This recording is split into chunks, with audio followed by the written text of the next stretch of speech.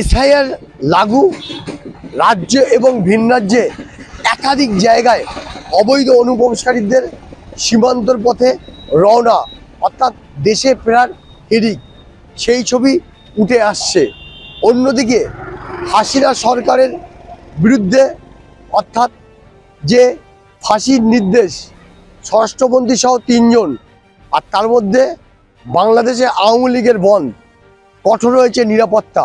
উত্তর ২৪ পরগনার বসিরহাট মহকুমার সীমান্ত থেকে সুন্দরবনের যে একাধিক ব্রিজ রয়েছে, স্বরূপনগরের তেঁতুলিয়া ব্রিজ, বসিরহাটের ইছামতি ব্রিজ, হাসনাবাদের বনবিবি সেতু, কাটাখাল ব্রিজ, একেবারে সীমান্তে ঘোড়াডাঙ্গা ব্রিজ, সেখানে কিন্তু নাকা চেকিং করছে।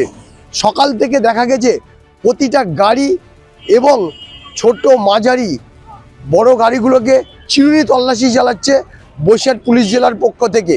তেঁতুলিয়া ব্রিজে সীমান্তর দিকে রওনা হওয়া যেসব ছোট বাইক থেকে শুরু করে একাধিক গাড়ি, এমনকি বাস চেকিং শুরু করে দিয়েছে পুলিশ এবং বিএসএফের জওয়ানরা।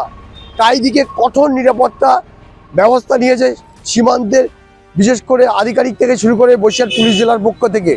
এই একাধিক ব্রিজ সংলগ্ন স্থানে পুলিশ গাড়ি থামিয়ে তাদের চিরুনি তল্লাশি চালাচ্ছে। একদিকে 4 চাকা গাড়ির ভেতরে ঢুকে সেখানে কোনো জিনিসপত্র আছে কিনা সেগুলো তল্লাশি করছে। অন্যদিকে যেসব মোটর বাইক অচেনা হলেই তাদের উপযুক্ত নথিপত্র দেখতে চাইছে। তাই সব মিলিয়ে এই সীমান্ত নজরদারি, অর্থাৎ বসিরহাট শহর কেন্দ্রে বিভিন্ন ব্রিজে নাকা চেকিং ধাপে ধাপে তারা করছে। একদিকে যেমন দিনের বেলায়, অন্যদিকে রাত্রিবেলাও কিন্তু এই চেকিং জারি রেখেছে পুলিশের তরফ থেকে।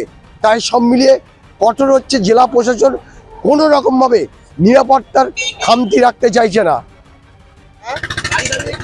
গাড়ি দাঁড়িয়ে জিজ্ঞেসবাদ করছে, তাদের মোটর সাইকেলে জিজ্ঞেসবাদ করছে, কাগজপত্র দেখছে, এসব করে। 4 চাকা গাড়ি, 4 চাকাগুলো দাঁড় করায় দেখছে, ছোট গাড়ি বড় গাড়ি সবই দেখায়।